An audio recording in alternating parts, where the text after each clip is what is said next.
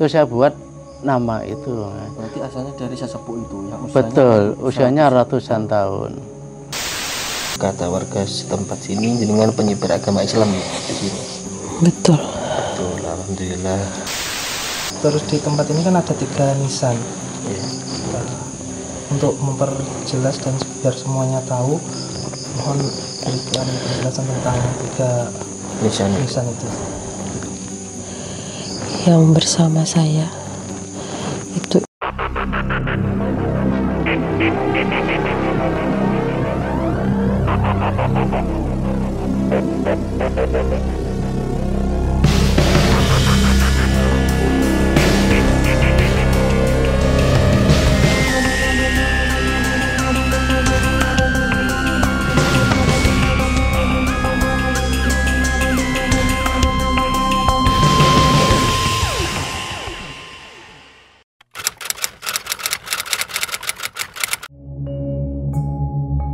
Di wilayah Banyuwangi, Jawa Timur, terdapat makam yang dikeramatkan warga.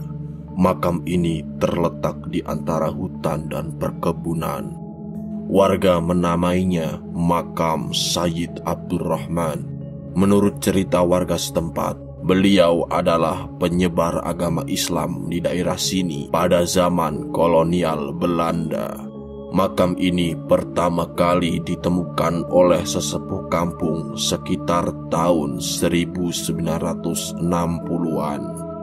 Bukan hanya satu makam saja, namun di sini sekarang terdapat 3 makam, dan uniknya ada 2 makam yang bergandengan. Lantas masih menjadi misteri, selain makam Sayyid Abdurrahman, lalu makam siapakah ini? Kami akan mencari tahu melalui proses mediumisasi terhadap beliaunya langsung, dan kisahnya dalam penyebaran agama Islam di daerah sini akan diceritakan. Oleh karena itu, saksikan sampai tuntas.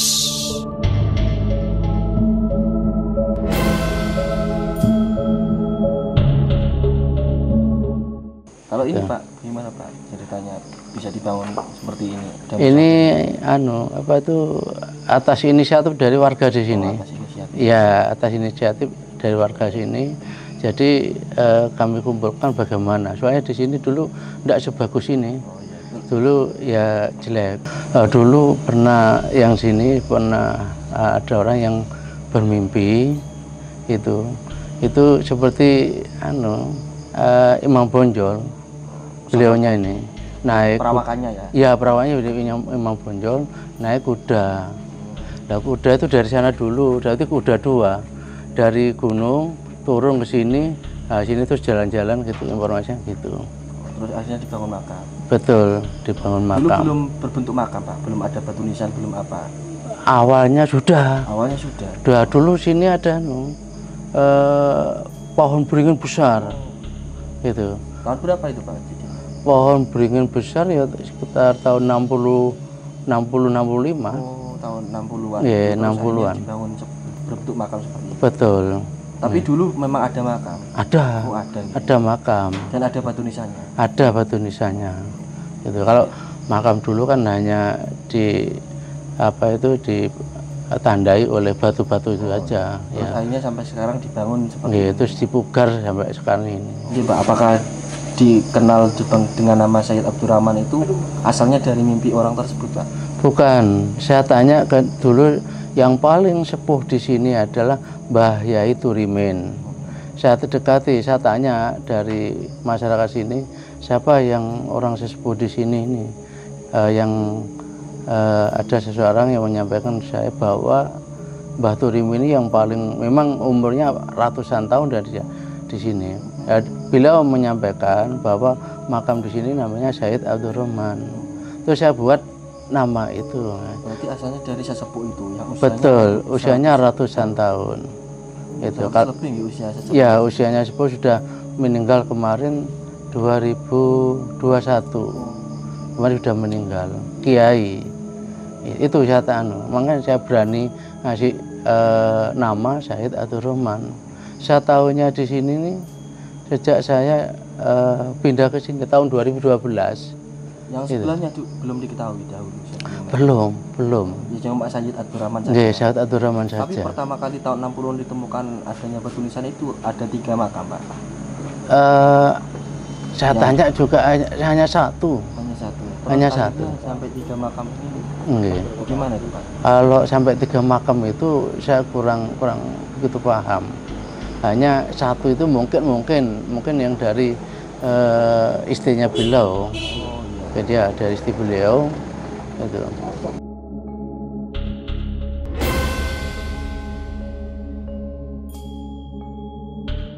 Halo teman-teman, assalamualaikum warahmatullahi wabarakatuh. Di episode selanjutnya dari Explore series tentang sejarah dan metafisika kali ini, malam hari ini kita sedang berada di makam keramat di Banyuwangi, di ujung selatan ya, mungkin bisa kita sebut begitu. Banyuwangi bagian selatan. Banyuwangi bagian selatan. Ini ada bukan sebuah sih, ada tiga. Di sini ada 3 nisan ya, 3 makam. Betul. Yang katanya warga setempat yaitu makamnya Sayyid Abdurrahman. Beliau ini merupakan penyebar agama Islam di daerah sini, di daerah sekitar sini. Nah, oleh karena itu kedatangan kita di sini selain kita berziarah ya, Pak. Nggih. Juga kita ingin menggali informasinya. Mungkin informasi dari warga belum mewadahi seputar beliau ini, bagaimana kedatangannya di sini, bagaimana kisahnya dalam penyebaran agama Islam di sini. Kita akan mencari tahunya melalui cara kita, yaitu proses mediumisasi. Nanti insya Allah akan dihadirkan sosoknya Sayyid Abdurrahman ke raga sang mediator kita. Semoga mediumisasi kali ini berjalan dengan lancar, kita mendapatkan informasi yang bermanfaat buat kita yang hidup di zaman sekarang ini. Oleh karenanya nggak perlu berlama-lama lagi ya, Pak. Jadi kan sudah siap ya? Siap insya Allah. Oke, langsung aja, monggo Kanjeng, silakan.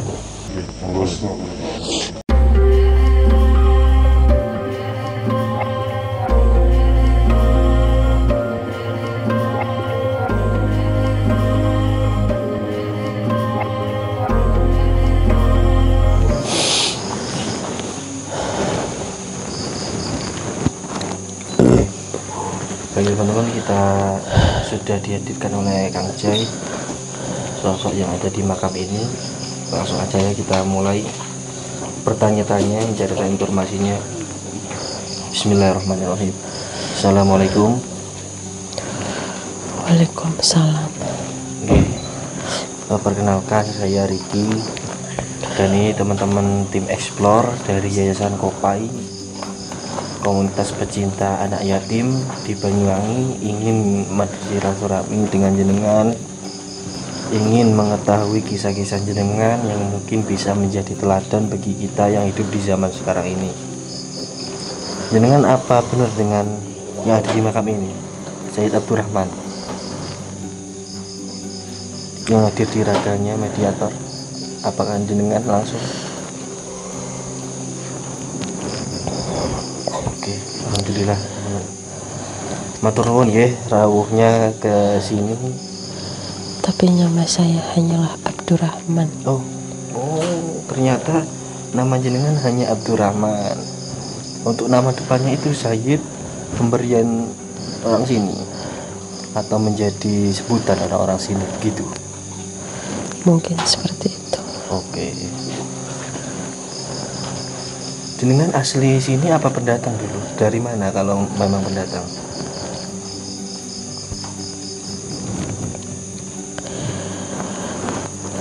Dari barat. Saya berasal dari Jawa Tengah.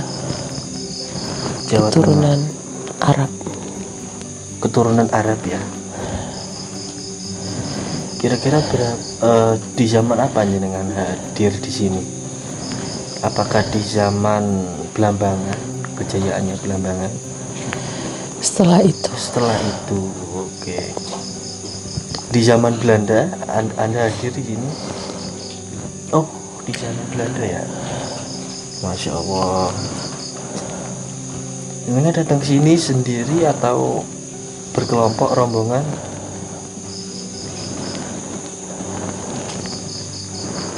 bersama Abdi. Oh, bersama Abdi. Dahulu di sini yang ngelola orang-orang Belanda, orang-orang berkulit putih dan berambut pirang. Bagaimana ceritanya dengan ketika konon kata warga setempat sini dengan penyebar agama Islam di sini? Betul. Betul, alhamdulillah. Boleh diceritakan Abdurrahman? Mbah Abdurrahman mungkin saya panggilnya begitu ya. Mungkin saya panggil Kiai, boleh? Ya Kiai, monggo jenengan ceritakan kali orang-orang supaya terkenang lah, mengenang jeripayah jenengan mengislamkan, menyebarkan agama Islam di sini. Monggo.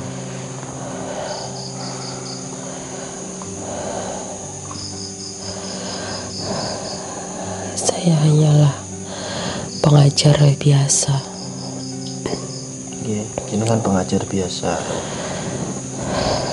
Tetapi warga sini sangat menghormati saya, sangat patuh dengan apa yang saya ajarkan. Yang ingin menganut agama Islam, saya ajarkan semuanya. Berarti orang asli sini atau dulu disebutnya pribumi banyak yang menganut agama Islam. Banyak, tapi secara sembunyi-sembunyi. Kenapa secara sembunyi-sembunyi? Apakah ada tekanan dari kolonial Belanda? Ada.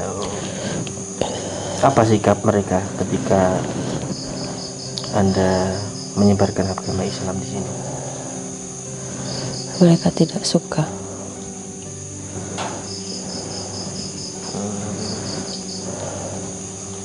Terus tempat tinggal jenengan dulu di mana? Atau jenengan berpindah-pindah? Bukan, ada tempat tinggalnya, ada surau itu dulu. Semacam surau, tempat belajar. Tidak. Jenengan ngajarnya berarti berpindah-pindah ke rumah-rumah warga, ke orang-orang. Di rumah saya. Oh, di rumah jenengan. Dulu usia berapa jenengan datang ke sini? Usia 40 tahun. Usia 40 tahun. Oke. Sudah punya istri jenengan dulu? Oke. Namanya boleh disebutkan istrinya? Oke, baiklah. Ini ada adik kita yang ingin bertanya dengan Yai Abdurrahman. Assalamualaikum warahmatullahi wabarakatuh. Waalaikumsalam. Ngapunten Yai. Izinkan saya memanggil Yai nggih. Di sini Yai apakah ada keturunan yang dari Yai? Saya tidak mempunyai keturunan. Terus di tempat ini kan ada 3 nisan. Ya. Untuk memperjelas dan biar semuanya tahu, mohon berikan penjelasan tentang 3 Nisan. nisan itu. Yang bersama saya itu istri saya, Oh, yang gendeng dengan jenengan istrinya. meninggal terlebih dahulu. Kemudian yang satu adalah abdi saya. Oh, yang sendirian itu abdinya. Abdi. Yang datang dari Jawa Tengah itu. Ya, dia bersama saya. Terus sebelum menganut agama Islam, orang sini dulu menganut agama apa? Kepercayaan. Aliran kepercayaan. Oh, kepercayaan. Terus orang-orang di sini kan banyak yang berkunjung ke sini, Yai. Cuman ada beberapa itu ada semacam kotak dupa, Iya, dupa-dupa dupa dan tempat sesaji. tempat sesaji. Itu bagaimana ya? Nggih. Sikap jenengan bagaimana, ya? biar nanti kita menyampaikan ke warga sini. Saya senang jika tempat ini digunakan untuk berziarah, menziarahi saya. Tetapi saya tidak menganjurkan untuk melakukan hal tersebut. Karena jika mereka meminta-minta di sini, bukan saya yang menjawab. Lantas siapa ya? Makhluk yang ada di sekitar sini. Pesan ini izinkan kami nanti akan kami sampaikan ke warga-warga sini, ya, biar warga-warga sini juga tidak melakukan sesajen atau hal-hal yang menyimpang dari yang dulu diajarkan. Jika datang ke sini cukup kirim doa saja. Ya, siap, insya Allah kita sampaikan Yai. Mungkin terakhir ya Pak, pesan-pesan untuk warga sekitar sini bagaimana Yai?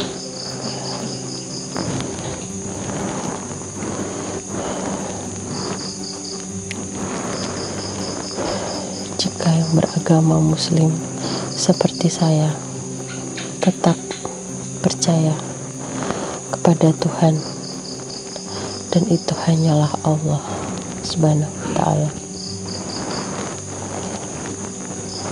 Jangan menyekutukan atau menduakannya.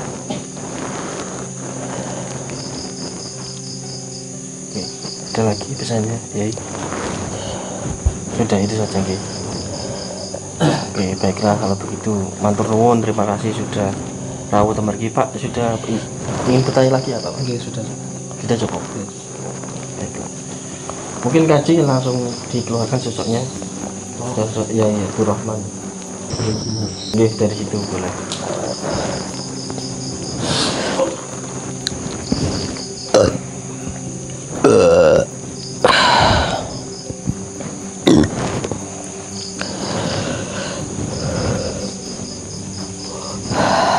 Oke, alhamdulillah teman-teman.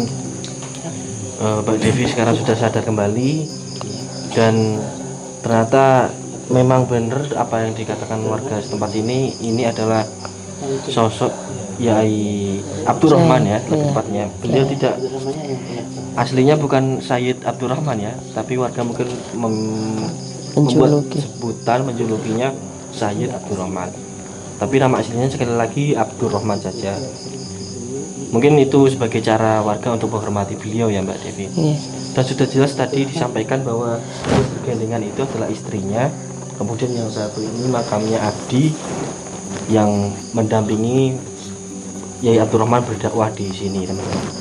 Dan tadi juga disampaikan ada pesan-pesan juga untuk warga sekitar sini.